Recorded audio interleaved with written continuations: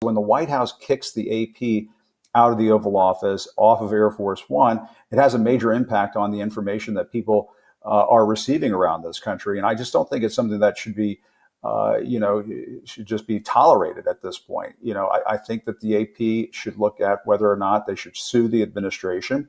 I think the AP needs to, look at other options in terms of what can be done.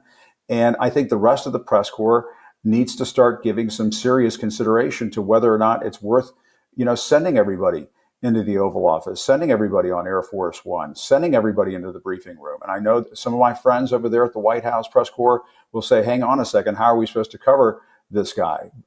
I understand that. It's difficult if we're not there.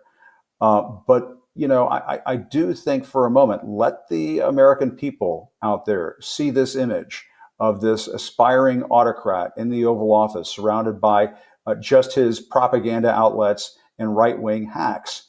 That's not a good look for him. And I'll tell you something else about Donald Trump, Ben. He cares about having those cameras on him more than just about anything else in the world.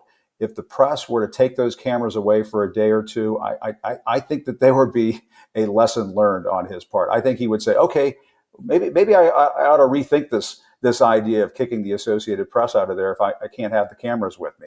And so I definitely think, more can be done. I'm not saying a boycott tomorrow. I'm not saying anything drastic like that. But I do think some serious consideration needs to be given to, doing a bit more to stand up for our friends at the Associated Press because they're such a valuable institution.